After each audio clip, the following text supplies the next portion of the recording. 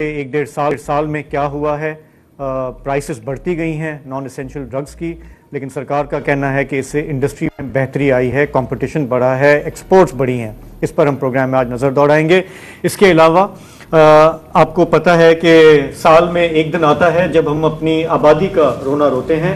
آج بھی اسلام آباد میں سیمینار ہوئے، وفاقی وزراء نے خطاب کیا، کہا کہ اوور پاپولیشن پاکستان کے لیے ایک ایگزسٹینشل تھریٹ ہے۔ ہم کتنی بھی منصوبہ بندی کر لیں، جو بھی ترقی کر لیں، آبادی ہم اتنی ہے، بچے ہم اتنے پیدا کرتے ہیں کہ ساری معاشی حالات اتنے مشکل ہیں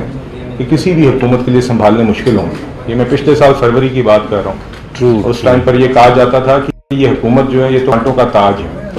معاشی طور پر خاص طور پر یہ بات کی جاتی تھی کہ جو بھی حکومت یہ سنبھالے گا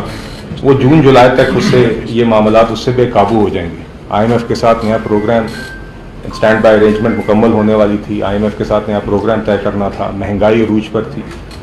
تو سب کا خیال تھا کہ یہ تو ناممکن سی بات ہے۔ اور میں ایک جماعت میں تو بالخصوص اس کے پاس موقع بھی تھا ایک اور جماعت کے ساتھ بیٹھ کر حکومت بنانے کا، مگر اس نے وہ اس لیے موقع ایکسرسائز نہیں کیا کیونکہ ان کا بھی یہی خیال تھا کہ یہ تو جو بھی حکومت سنبھالے گا اس معاشی وزن کے تلے گر جائے گا۔ تو یہ حالات تھے، یہ چیلنج تھا جب ہم نے حکومت سنبھالی، مگر الحمدللہ آپ نے دیکھا پچھلے ایک مالی سال میں مہنگائی کی شرح میں بھی ریکارڈ کمی آئی۔ اب آپ نے دیکھا جون کے مہینے میں 3.5% کی مہنگائی کی شرح آئی، جو مہنگائی کی شرح 1.38% پر تھی وہ اب جون میں 3.5% پر آئی، اور مالی سال 2025 کی حکومت نے اس ٹائم پر جو ایکسپیکٹڈ انفلیشن رکھی تھی وہ 12% رکھی تھی، اس پہ بھی حکومت نے اوور اچیو کیا، اور الحمدللہ مہنگائی کی شرح اس پورے مالی سال میں 4.5% ایوریج ہے۔ اسی طرح آپ نے دیکھا پالیسی ریٹ 22% سے کم ہو کر 11% تک آ گیا، اور آپ نے ساتھ ہی ساتھ دیکھا کہ ہم نے پرائمری بیلنس کے بھی اپنے ٹارگٹ اچیو کیے، آئی ایم ایف کے ساتھ پروگرام بھی طے کیا۔ آئی ایم ایف کے پروگرام کے اندر رہتے ہوئے بھی جو ہم پبلک ریلیف کے لیے کام کر سکتے تھے، اس کی میں صرف ایک مثال آپ کو بینظیر انکم سپورٹ پروگرام کی دوں گا۔ اس کا بجٹ 460 ارب روپے سے بڑھا کر 592 ارب روپے کیا گیا، جس کے نتیجے میں 1 کروڑ مستحق خاندانوں کو ڈائریکٹ کیش مدد ملتی ہے۔ تو چادر دیکھ کر پاؤں پھیلاتے ہوئے، اپنے اہداف کو مد نظر رکھتے ہوئے ہم نے پرائمری بیلنس کا ٹارگٹ بھی اچیو کیا، آئی ایم ایف کے پروگرام پہ بھی آن ٹریک رہے، کرنٹ اکاؤنٹ سرپلس بھی پوسٹ کیا، ریمیٹنسز میں بھی گروتھ دکھائی، فارن ایکسچینج ریزروز میں بھی گروتھ دکھائی، مہنگائی کی شرح بھی قابو کی، جو ریلیف عوام کو دے سکتے تھے وہ بھی دیا، اور الحمدللہ آج آپ نے دیکھا کہ ہماری پرفارمنس اتنی اچھی رہی کہ جب بھارتی جارحیت کے نتیجے میں جنگ عروج پر تھی، جس میں اللہ تعالیٰ نے ہمیں کامیابی دی، اس جنگ کے دوران بھی آئی ایم ایف کا جب بورڈ اپروول آیا اور بھارت کی کوششوں کے باوجود ہم وہ آئی ایم ایف کے بورڈ اپروول ہمارا پاس ہو گیا۔ اس کی بنیادی وجہ یہ تھی کہ ہماری جو میکرو اکنامک پرفارمنس تھی، جو اہداف ہم نے پورے کیے تھے، تو الحمدللہ آج ہماری معیشت ایک میکرو اکنامک اسٹیبلٹی ایک اچیو کر چکی ہے، اور اس میں یقیناً عوام کا، بزنسز کا، پوری اکانومی کا ایک کردار ہے، سب نے مل کے اس کے اندر یہ اپنا ایک حصہ ڈالا ہے، تو یہ میکرو اکنامک اسٹیبلٹی اچیو ہوئی ہے۔ مگر آج ہم جہاں پر کھڑے ہیں جی، یہ پرائم منسٹر صاحب اکثر بات کرتے ہیں کہ یہاں سے آگے ہم نے پہلے بھی دیکھا ہے کہ میکرو اکنامک اسٹیبلٹی ملک میں ایک آئی ایم ایف کے پروگرام کے نتیجے میں آتی ہے، مگر اس کے بعد جب معیشت میں گروتھ واپس آتی ہے تو 4-5% سے زیادہ گروتھ جب ہم پوسٹ کرنے لگتے ہیں تو پھر سے کیونکہ ایکسپورٹس اس تعداد سے نہیں بڑھتی جو ملک کی ضرورت ہوتی ہے، تو ہم فارن ایکسچینج ریزرو کرائسس میں جاتے ہیں اور پھر واپس آئی ایم ایف جانا پڑتا ہے۔ تو اس دفعہ پرائم منسٹر صاحب آپ نے دیکھا ہے بار بار کہتے ہیں کہ this will be the last I M F programme, یہ ان کا ایک ٹارگٹ ہے، اور وہ ہم تبھی اچیو کریں گے جب اب اس میکرو اکنامک اسٹیبلٹی جو ہم نے اچیو کی ہے، اس کے گینز کو ہم کنسالیڈیٹ کریں اور آگے ایکسپورٹ لیڈ گروتھ کی طرف جائیں، کہ جب آگے معیشت میں گروتھ آئے تو صرف وہ گروتھ نہ ہو، کنزمپشن لیڈ گروتھ نہ ہو، ایکسپورٹ لیڈ گروتھ ہو، جس گروتھ کے نتیجے میں ہماری ایکسپورٹس بھی بڑھیں، ہمارے زر مبادلہ کے ذخائر بھی بڑھیں اور مستحکم ہوں، اور سسٹینیبل اور انکلوسو گروتھ ہو، ایسی گروتھ جو پائیدار ہو، اور ایسی گروتھ جس سے ہر پاکستانی شہری، خاص طور پہ کمزور طبقات مستفید ہو سکیں۔ تو یہ جی ہمارا اس سال کا ایک ویژن ہے اور اس سال اب ہم نے میکرو اکنامک اسٹیبلٹی پر بلڈ کرتے ہوئے اس سال کے بجٹ کے مین کانٹورز بھی اسی ویژن سے ڈریون ہے. اس میں ایک میجر سٹیپ جو ہے وہ ٹیرف ریفارمز کا ہے کہ ہم نے پہلے سال 5 سال کے نیشنل ٹیرف پالیسی اناؤنس کی اور اس کا پہلے سال کے جو سٹیپس ہیں وہ اس بجٹ میں اناؤنس کیے گئے ہیں. اور اس میں بنیادی فوکس یہ ہے کہ را مٹیریلز اور انٹرمیڈیٹ گڈس جو ہمارے صنعت کار ہیں, جو ہماری انڈسٹریز ہیں, جو ہمارے کاروبار ہیں, ان کے لیے ان کی ان پٹ کاسٹ کم ہو, ان کی چیزیں بنانے کی کاسٹ, را مٹیریلز کی ان پٹ کاسٹ کم ہو, ان کی وہ مشینری جو وہ استعمال کرتے ہیں پروڈکشن کے لیے اس کی کاسٹ کم ہو, تاکہ وہ ایکسپورٹ کے حوالے سے کمپیٹیٹو ہوں اور ہمارے ٹریڈیشنل ایکسپورٹنگ سیکٹرز کی گروتھ بھی بڑھے اور جو ٹریڈیشنلی نان ایکسپورٹنگ سیکٹرز ہیں وہ بھی آگے ایکسپورٹنگ سیکٹرز بن سکیں. اسی کے ساتھ آپ نے دیکھا کہ ہماری جہاں پر جب انفلیشن ریٹ جہاں پر ہم نے اس پہ اوور اچیو کیا کہ ہمارا خیال تھا کہ لوور ڈبل ڈیجٹ میں پہلے سال میں لے کے آئیں گے 12%, مگر حقیقتاً ہم اس کو 4.5% تک لے آئے. مہنگائی پر ہم نے بیانڈ ایکسپیکٹیشنز قابو کیا. تو اس کا ایک cost from a revenue perspective یہ ہوتی ہے کہ آپ کے جو ایف بی آر کے ٹارگیٹس کے اہداف ہوتے ہیں وہ اس سے متاثر ہوتے ہیں, چونکہ اس میں ایک ایسپیکٹ ریونیو ٹارگیٹس میں ایک انفلیشن کی اسمپشن ہوتی ہے. انفلیشن کی اسمپشن 12% تھی, مگر اس میں انفلیشن چونکہ اس سے کم تھی تو اس کا یقیناً ایک اثر ہے. مگر یہ ایک ایسی کاسٹ ہے جو معیشت میں چھوٹی کاسٹ ہے compare to the benefits of controlling inflation, اور اس سے جو عام عوام کو فائدہ ہوا ہے. مگر اس کے باوجود لو انفلیشن اور modest G D P growth کے باوجود جو اسٹیبلٹی کا تھا, تو اس میں جو ہم نے 2 سے 3% کے درمیان کی گروتھ پوسٹ کی اور 4.5% کی انفلیشن کی, اس کے باوجود ہم نے ایف بی آر کی ریونیو گروتھ 26% دیکھی. تو صرف یہ اس بات کا ثبوت ہے کہ اس سال کتنی آٹونومس گروتھ اچیو کی گئی. اور اس سال خاص طور پہ جو پرائم منسٹر صاحب کی ڈائریکشن پر, پرائم منسٹر صاحب کی ڈرائیو کے مطابق ایف بی آر میں جو ریفارمز آئے ہیں, جس میں فیس لیس کسٹمز ایک مثال ہے, جس میں دیگر اور انیشیٹوز ہیں, اس کے نتیجے میں ہم نے اس سال دکھایا ہے کہ ٹیکس نیٹ ڈیپننگ کے حوالے سے امپیکٹ, اور ساتھ ہی ساتھ انفورسمنٹ کے حوالے سے ایسے نتائج دکھائے کہ آئی ایم ایف نے پہلی دفعہ اس نئے مالی سال کے بجٹ میں تقریباً 400 ارب روپے تک کے قریب انفورسمنٹ قیمت میں صرف ٹارگٹ مانے جو پہلے کبھی نہیں ہوا. تو الحمدللہ وہاں پر بھی چیزیں آن ٹریک ہیں, مگر یقیناً آگے اب ہم نے ایف بی آر کی پرفارمنس میں بھی آگے مزید اضافہ کرنا ہے, وہ آپ کے تعاون کے ساتھ. کچھ جو آپ نے ابھی باتوں کا ذکر کیا ہے اس پہ ہم ضرور ابھی بات کریں گے, مگر بنیادی بات یہ ہے جی کہ ہم نے آگے اپنی فسکل پرفارمنس بھی مزید بہتر کرنی ہے. ہم نے اپنے پرائمری بیلنس کے اہداف بھی پورے کرنے ہیں. ہم نے انشاءاللہ مہنگائی کو بھی ایک ریزنیبل سطح پر رکھنا ہے, مگر بنیادی طور پر export led sustainable economic growth achieve کرنی ہے آپ سب کی مدد سے. اور اس میں جی انشاءاللہ آپ کے ساتھ جو ایک سلسلہ ہے رابطے کا, کولیبریشن کا, آپ سے گائیڈنس حاصل کرنے کا, دیگر ایشوز پر آپ کے ساتھ ایک فیڈ بیک لوپ رکھنے کا انشاءاللہ جی بالکل مستقل رہے گا اور ریگولر رہے گا. اس میں ایک بات ضرور بس صرف ایڈریس کروں گا, خاص طور پہ کیونکہ آپ نے دیگر باتیں کی ہیں جی سر, تو میں ابتدائی کی حد تک میں ایک بات ضرور ایڈریس کرنا چاہوں گا, پھر بقیہ ہم چیزوں کو میرے ساتھ کیونکہ میرے honourable colleagues F B R سے آئے ہیں تو ہم ایک ایک کر کے چیزوں کو دیکھ سکتے ہیں کہ رسپونڈ کریں گے. مگر ایک بات جو پاور ٹو ارسٹ کے حوالے سے کی گئی ہے, میں ایک تو بس بنیادی کلیریفیکیشنز اس میں کرنا چاہتا ہوں, کیونکہ مجھے اس میں محسوس ہوا ہے, آپ نے سیکشن 37A کا ذکر کیا ہے کہ کچھ اس کے حوالے سے مس انڈرسٹینڈنگز بھی ہیں کہ وہ ایکچوئل کلاز ہے کیا. اور سب سے پہلے تو جی میں یہ بتانا چاہتا ہوں کہ یہ پاور ایف بی آر کے پاس پہلے سے ایگزسٹ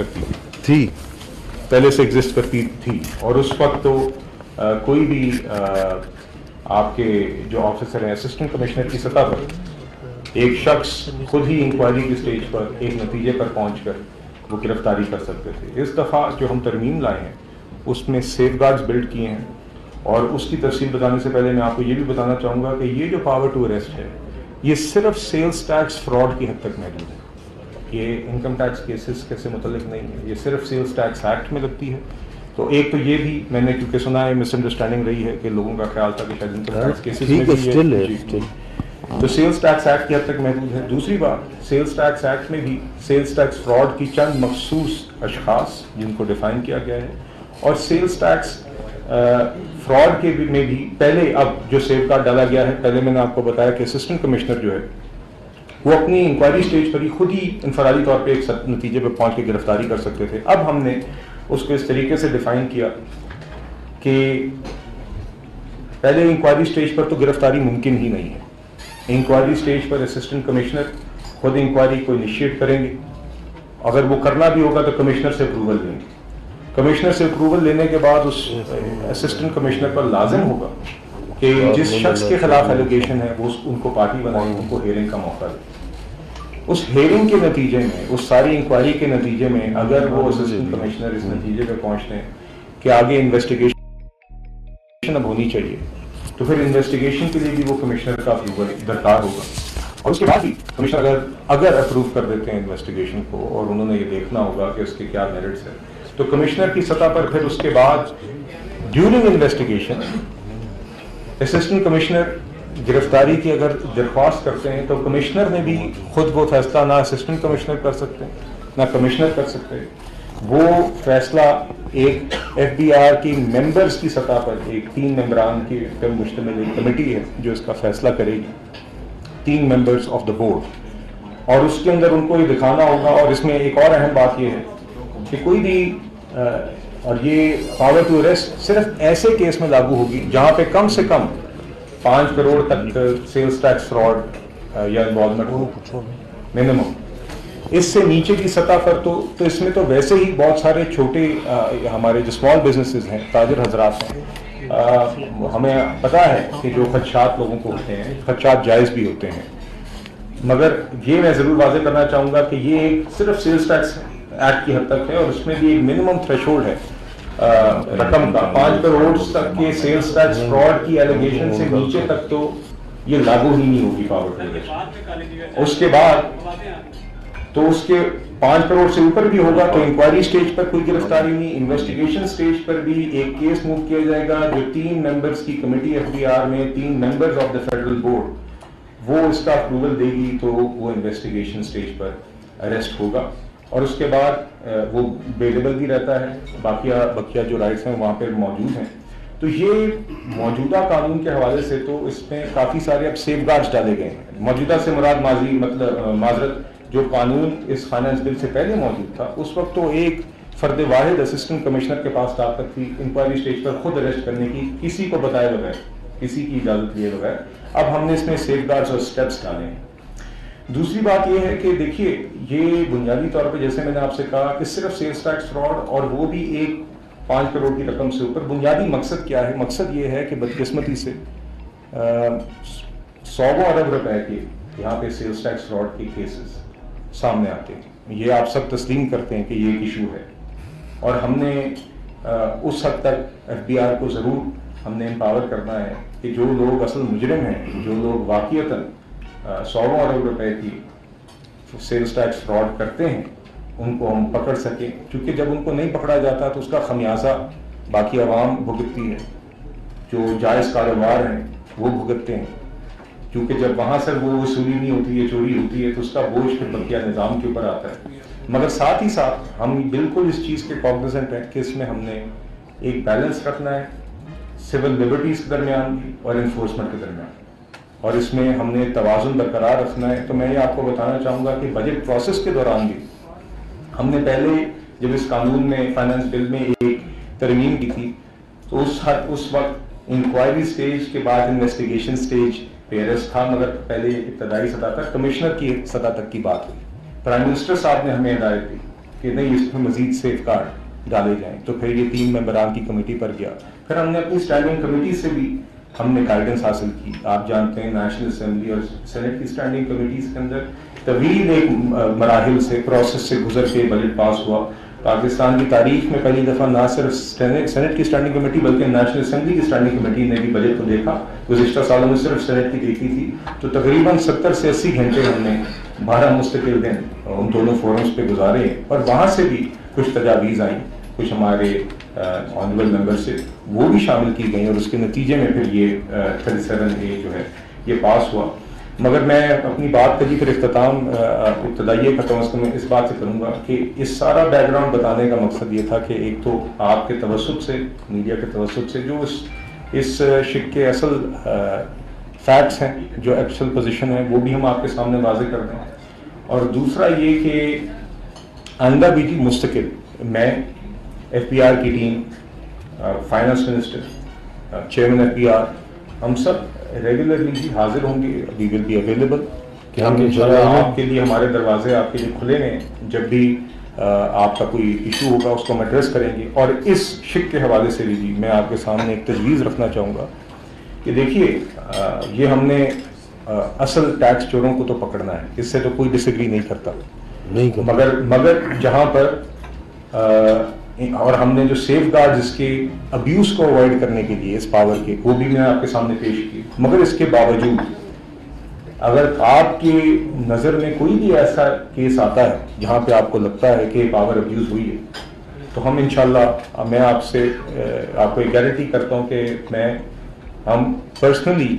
اس ایک کیس, ہر ایک کیس کو آپ کے ساتھ دیکھیں گے اور اس کی تہہ تک پہنچیں گے تاکہ اس کا ابیوز ممکن نہ ہو. کوئی بھی ایسی چیز آپ ہمارے پاس لے کر آئیں گے, ہم انشاءاللہ آپ کے ساتھ بیٹھ کے اس کو فوری طور پر ایڈریس کریں گے. اور ساتھ ہی ساتھ ہماری ایک تجویز ہے کہ ہم مہینے میں ویسے بھی ایک آپ کے ساتھ میکنزم سیٹ کر لیں جس میں مہینے میں ایک دفعہ FPR کے ساتھ آپ کی ایک سٹنگ ہو, اس میں میں بھی حاضر ہوں گا. ہم مہینے میں ایک دفعہ آپ سے ملیں جس پہ اس حوالے سے بھی کوئی اگر کیسز اور خدشات ہیں وہ بھی آپ سے ڈسکس ہوں, اور بھی جو آپ سے ہم نے گائیڈنس لینی ہے یا آپ کے ایشوز